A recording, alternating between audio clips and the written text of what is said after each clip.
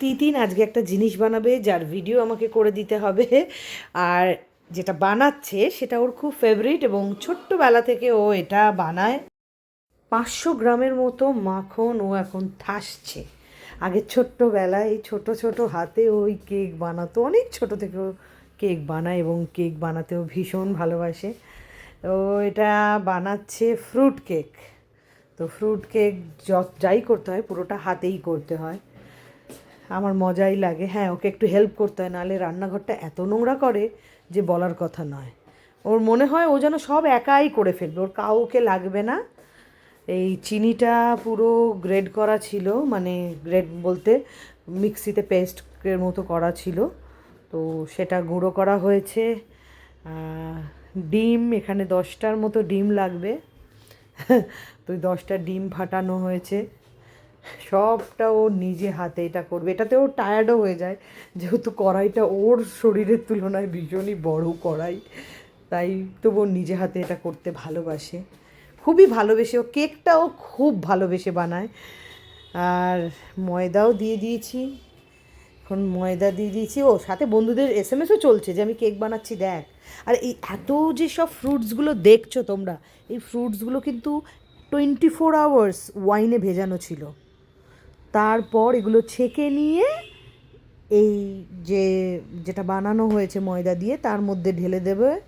কারণ এই ফ্রুটসের যে টেস্ট সেইটা পুরো কেকের মধ্যে ছড়িয়ে যাবে। তাই জন্যে এগুলো আগের দিন রাত্রে কেটে পুরো ভিজিয়ে রাখবে। 24 আওয়ার্স ভিজবে এই ফ্রুটসগুলো। তো পুরো ওয়াইনটা পুরো টেনে নেয়। তারপর এটা এই ফ্রুট কেকের মধ্যে দেওয়া হয়। তো তিতিনের হাতের এই ফ্রুট কেক আমার অনেক বন্ধুরা খেয়েছে, অনেকে জানে। এটা অসাধারণ খেতে হয়। আমার হাজব্যান্ড খুব একটা পছন্দ করে না কেক খাওয়া, কিন্তু এই ফ্রুট কেক পেলে শেষ হয়ে যায়। তো নানা রকম জিনিসে এটা করা হবে যেগুলো রয়েছে। এই জিনিসগুলো ও গিফট পেয়েছে। সবাই যেহেতু কেক বানাতে ভালোবাসে, তো আমার সিনিয়র অনেক দিদিরা ওকে এরকম গিফট করেছে যাতে ও কেক বানায় ওর জন্মদিনে। ওভেনটা আগে থেকে প্রিহিট করে রেখেছিলাম। বাহ, দেখতে খুব ভালো লাগছে। মাফিনগুলো বানিয়েছে এই কারণে ও স্কুলে নিয়ে যাবে। তো স্কুলে নিয়ে যাবে বলে এগুলো বানিয়েছে।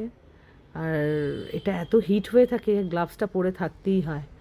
তো ওই 500-র ওপর ডিপেন্ড করে এরকম পুরো অনেকগুলোই ভালো কেক হয়। আর খেতে অসাধারণ, অসাধারণ, মানে খুবই ভালো খেতে।